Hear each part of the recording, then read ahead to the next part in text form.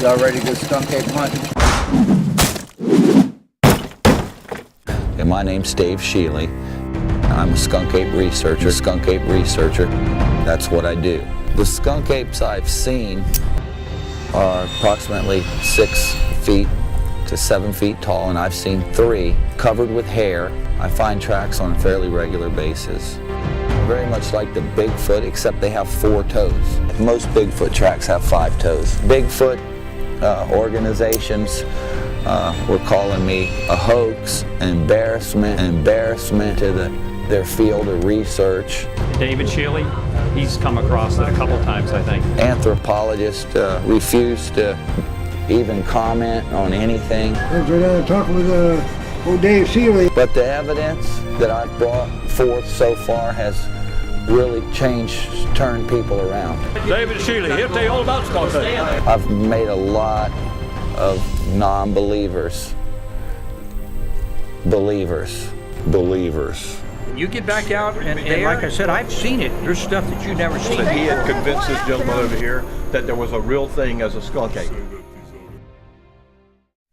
I was coming out to my tree stand, and that's when I noticed something walking from this hammock over here, walking down that tree line.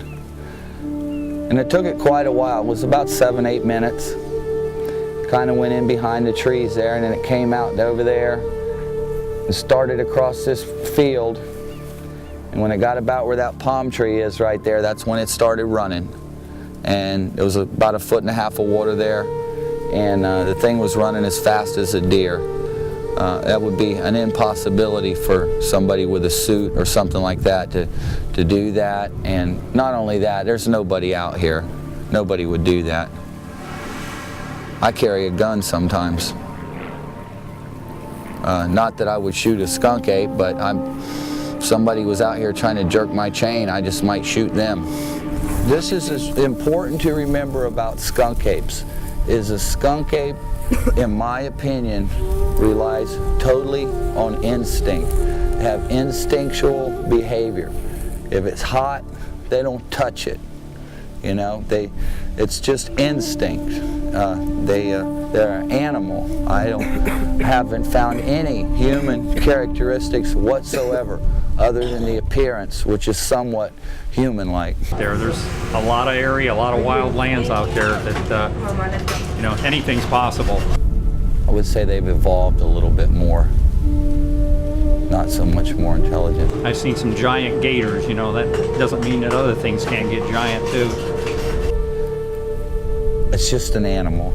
I just have to keep telling myself that, because when I set out and look, I don't think, well, I'm going looking for a particular person. I always do it on the basis of an animal. That's what I do.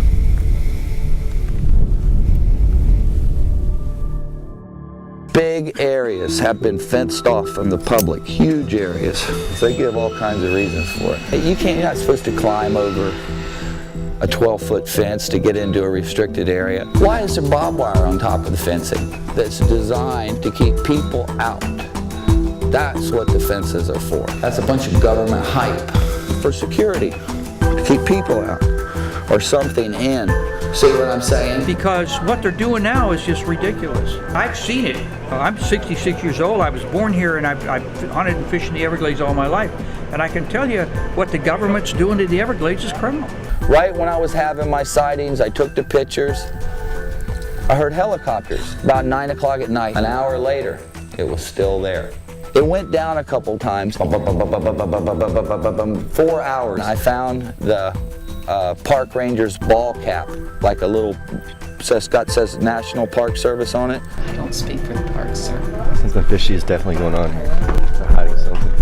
Let me call up the chief of interpretation. He will interpret. It don't make sense. Stories of the skunk ape go back to the Seminole Indians, even before them, the Calusas. My father was also a skunk ape researcher. He was one of the first. They've been around here a long time, as long as man. There's a lot of people that just have a hard time with the skunk ape. I've got new stuff, fresh stuff. I've got digital footage If I thought that I could house one properly, it might be a consideration. When they start talking about killing skunk apes, you know, that's, to me, that's kind of crossing the line. But unfortunately for me, if that ever happens, I'll never see the animal. It'll be whisked away to some government facility. It won't be something I have on display, I can assure you of that.